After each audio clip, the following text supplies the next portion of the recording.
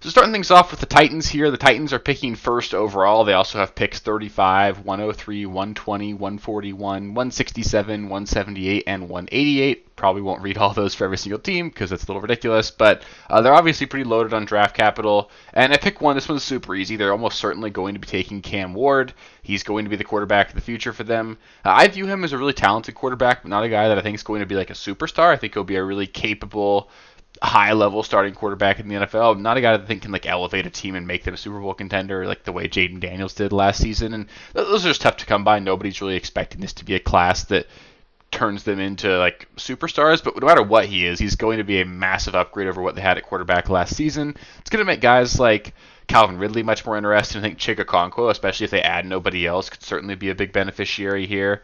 I want to iterate that this is a super deep running back draft class, so I think it's possible Tennessee adds a body just because of how many experts, scouts, everybody, they're saying there's like 10 starting caliber NFL running backs available in this draft, and that means you're going to see some guys go in like the third or fourth round that are legitimate like starting caliber players. But with Pollard and Tajay Spears, I think they'll feel pretty set there at running back.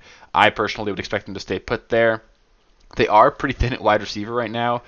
They're going to basically be starting Calvin Ridley and then Treylon Burks and Van Jefferson right now.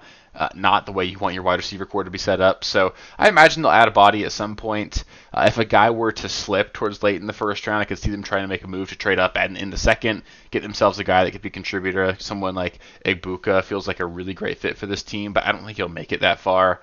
So in general, I think you're looking at a team that's probably just they've got a lot of holes. They'll probably look to take best player available. I'm sure they'll add a wide receiver at some point, but really it'll be the clear one here, and then you're probably just looking at, depending upon how relevant the guys they add after that, it's just whether or not Treylon Burks or Chig Okonkwo have even a chance to be relevant next season.